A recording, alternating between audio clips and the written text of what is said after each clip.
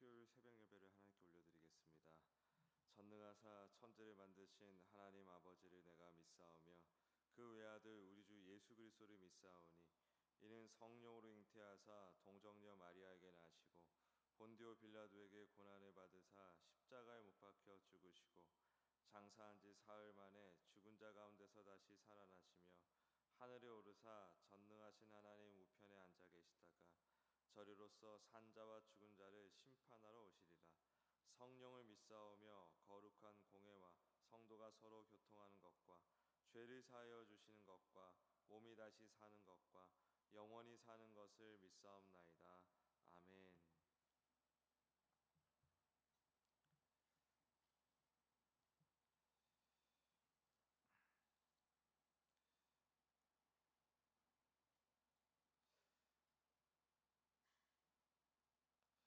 찬송가 204장 올려드리겠습니다. 204장입니다.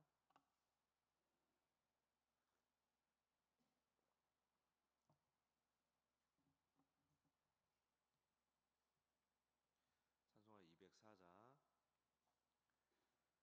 주의 말씀 듣고서 준행하는 자는 반석 위에 터닫고 집을 지음 같아. 비가 오고 물나며 바람 부딪혀도 반석 위에 세운 집 무너지지 않네. 잘 짓고 잘 짓세 우리 집 잘 짓세. 만세 반석 위에다 우리 집 잘 짓세. 주의 말씀 듣고서 행치 않는 자는 모래 위에 터닫고 집을 지음 같아. 비가 오고 물나며 바람 부딪힐 때 위에 세운 집 크게 무너지네. 잘 짓고 잘 짓세 우리 집 잘 짓세. 만세 반석 위에다 우리 집 잘 짓세. 세상 모든 사람들 집을 짓는 자니 반석 위가 아니면 모래 위에 짓네. 우리 구주 오셔서 지은 상을 줄 때 세운 공로 따라서 영영 상벌 주리. 잘 짓고 잘 짓세 우리 집 잘 짓세. 만세 반석 위에다 우리 집 잘 짓세. 아멘. 우리 같이 합심하여 통성으로 기도하실 때 이번 청년부 수련회, 정교인 수련회 정말 우리가 열심히 기도한 것도 있지만 하나님께서 모든 과정을 참으로 순조롭게 또 형통하게 인도하셨음을 고백하지 않을 수 없습니다. 깊은 감사를 올려드리기 원합니다. 세세한 거 하나하나 우리가 생각할 때 그 시간 동안 하나님께서 주셨던 것들 감사하기 원합니다. 또 돌아오는 주일 오후에 루디아 사역회 헌신 예배가 있습니다. 루디아 사역회 헌신 예배, 은혜로운 예배 되도록 루디아 사역회가 또 하나님의 은혜를 더 풍성히 누릴 수 있도록, 또 이번 주일 다음 주일 오후에 미디어부 교육이 진행이 됩니다. 미디어부가 잘 또 수 있도록 성숙해지고 또 은혜가 되도록 미디어부의 섬김이 은혜가 되도록 우리 주여 한번 크게 부르짖고 기도드리겠습니다. 주여, 주님 감사합니다. 청년부 수련회, 정교인 수련회 정말 하나님의 은혜 가운데 모든 과정이 순조로웠습니다. 날씨부터 또 진행까지 아버지 하나님 또 안전하게 누구 하나 다치거나 생채기 하나 난 사람이 없습니다. 주님 감사합니다. 이 모든 것들 다 하나님께서 하신 것입니다. 주님께서 은혜를 주셨고 우리의 기도를 사용해 주셨습니다. 응답해 주셨습니다. 주님 이렇게 우리가 기도할 때에 우리의 삶이 이렇게 물 흐르듯 잘 흘러갈 수 있음을 기억하고 계속해서 교회 사역 모든 사역에 있어서 우리가 합심하여 기도함으로 나가게 하여 주시옵소서. 주님 주일에 루디아 사역 헌신 예배가 있습니다. 주님 루디아 사역회가 하나님의 은혜 가운데 날로 성장하게 도와주시고 주님 헌신 예배 가운데 또한 많이 참여하여서 하나님의 은혜를 함께 풍성히 누릴 수 있도록 역사해 주시옵소서. 주님 미디어부 교육이 있습니다. 우리 미디어부 담당하는 자들이 아버지 책임감을 가지고 또 마땅한 실력을 가지고 잘 섬길 때에 우리 모든 성도들이 안심하고 안전하고 또 은혜를 누릴 수 있게 도와주시옵소서. 미디어부 멤버들 한 명 한 명 주께서 지켜주시고 함께해 주시고 또 가르치는 오세복 전도사 또 함께하는 우리 장로님까지 주님 인도하시고 함께하여 주시옵소서. 하나님 우리가 기도할 때 하나님께서 응답해 주심을 믿고 또 그렇게 기도하였더니 하나님께서 우리가 생각한 것보다 더 풍성한 것들을 채워주셨습니다. 이러한 경험들을 통해서 주님의 우리를 사랑하심과 또 주님께서 우리를 인도하시는 그 과정이 하나님과 깊은 교제와 소통을 통해 그렇게 이끌어 가심을 다시 한번 경험합니다. 주님 날마다 더 기도에 힘쓰고 주님과 교제하기에 힘써서 하나님께서 인도하시는 것들을 더욱 풍성히 누리는 우리 모든 교인들이 될 수 있도록 축복해 주시옵소서. 드리는 예물 가운데 함께하사 순조롭고 형통하게 인도하여 주시옵소서. 감사드리며 예수님의 이름으로 기도합니다. 아멘. 오늘 하나님 말씀 창세기 14장 11절부터 16절까지의 말씀입니다. 창세기 14장 11절부터 16절까지의 말씀.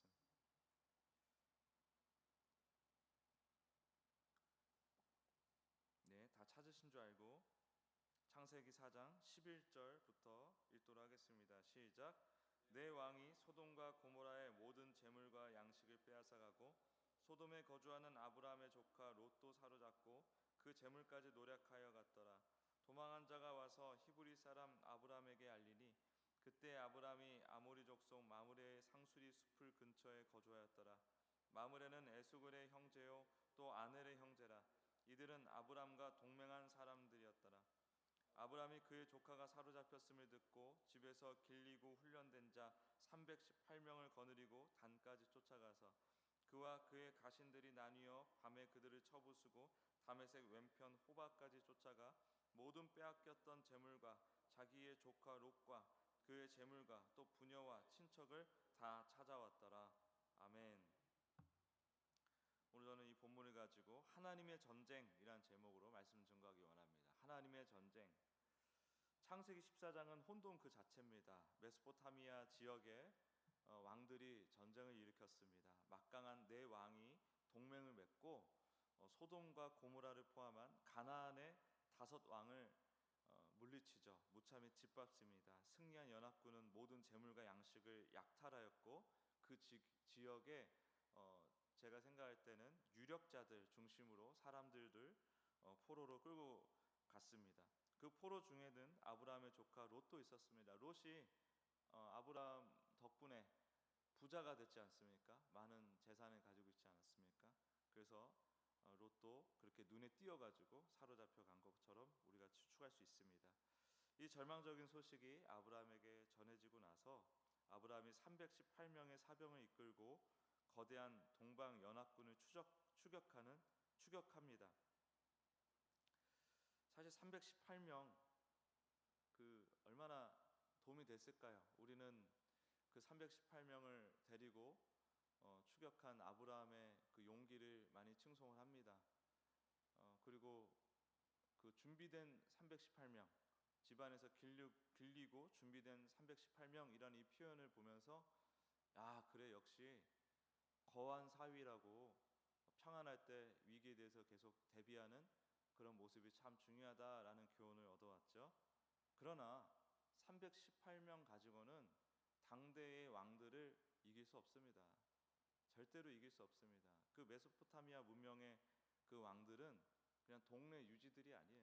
그들이 가지고 있는 군대는 최소 수천 명, 그 이상 수만 명 이상의 그런 군대였는데 어떻게 318명을 가지고 그렇게 물리칠 수 있었겠습니까? 그렇다고 아브라함의 도전과 용기를 폄하하는 건 아닙니다. 다만 그 용기가 어디에서 났을까? 그것은 타고난 기질이나 순간적인 만용이 아니라 그가 갈대아 우르에서부터 하란을 거쳐 가나안을 거쳐 애굽을 거쳐 다시 가나안에 이르는 그 여정 동안에 하나님의 전적인 인도하심을 받으며 하나님의 하나님 되심과 하나님의 아버지 되심을 깊이 배워온 그 여정 가운데서 자연스럽게 터져나오는 반응이었던 것이지, 만약에 그런 과정이 없었더라 그러면 그냥 아브라함의 용기, 아브라함의 용맹, 이렇게 우리가 칭송할 수밖에 없겠지만, 우리가 창세기를 쭉 살펴봤듯이 하나님의 은혜 없이 된 것이 아무것도 없습니다.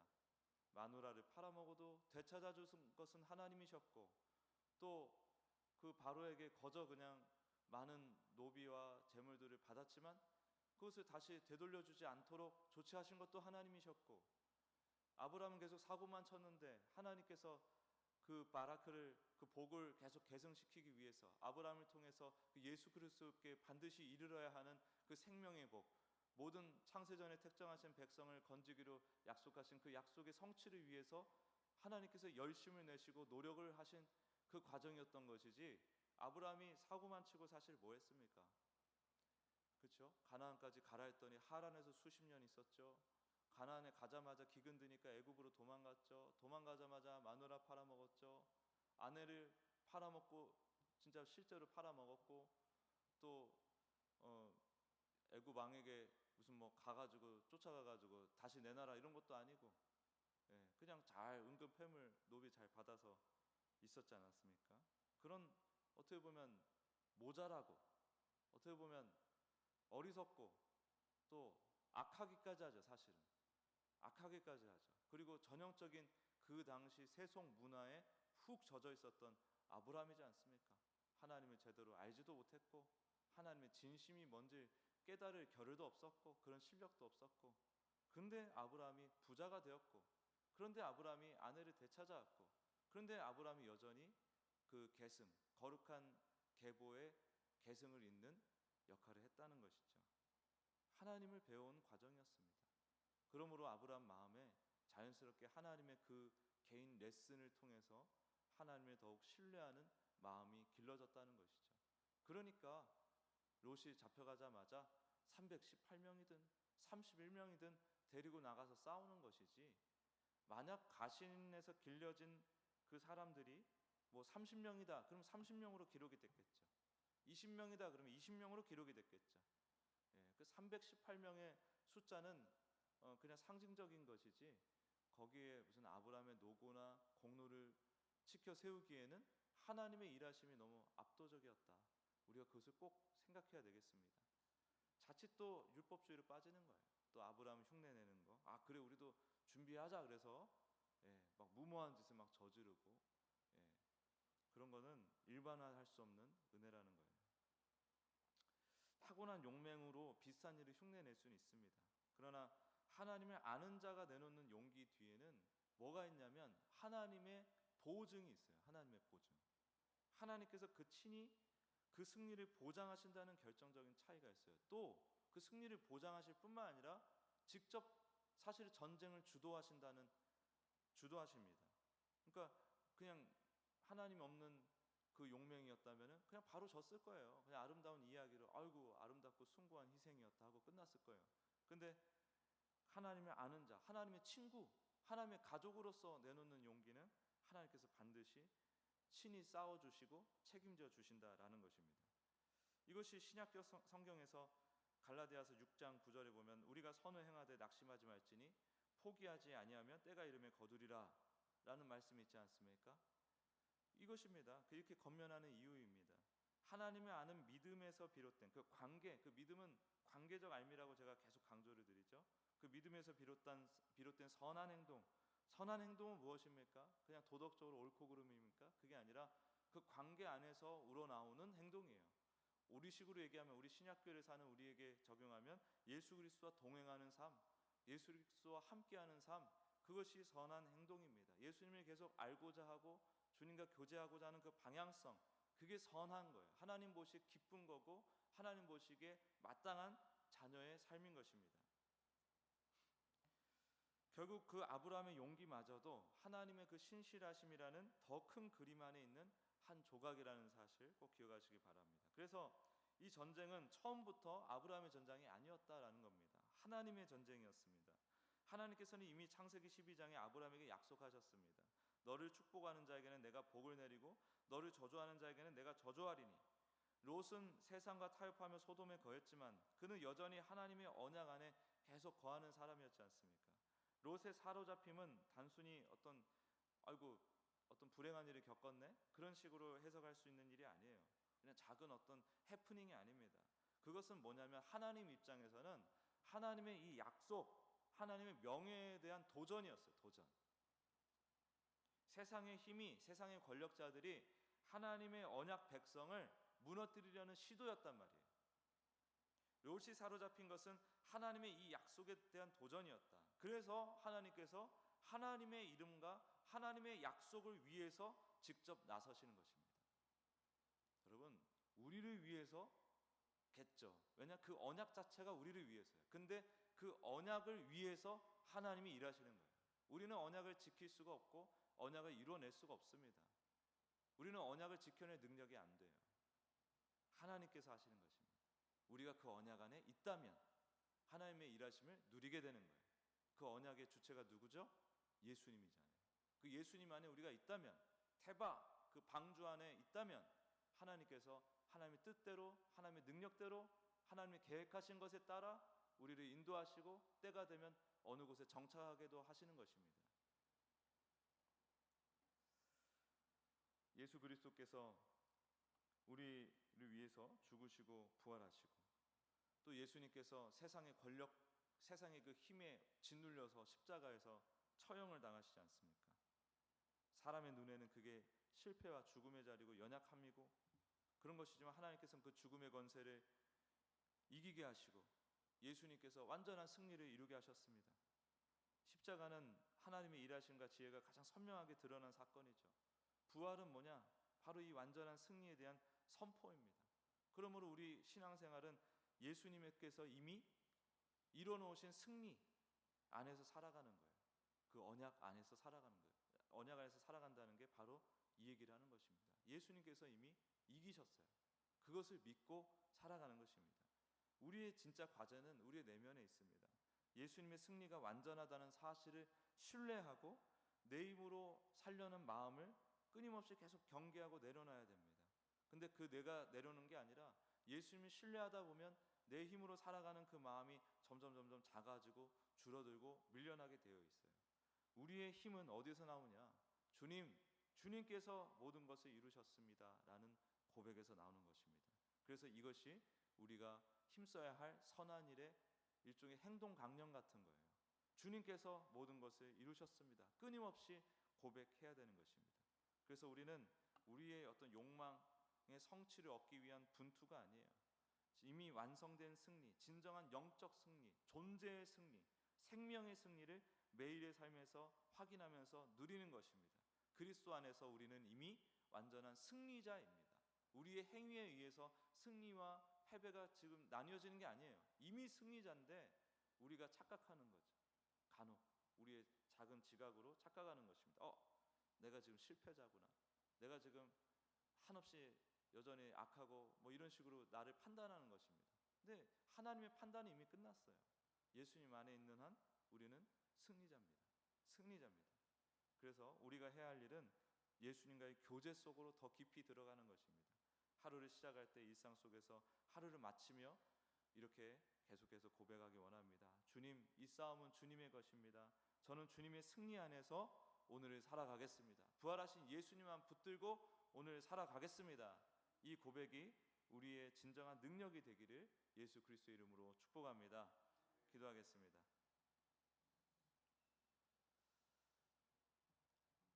하나님, 우리도 나름 치열하게 살지만은 그 치열함 이면에는 더 치열한, 비교할 수 없이 치열한 하나님의 일하심과 전쟁이 있다는 사실을 기억하게 도와주십시오.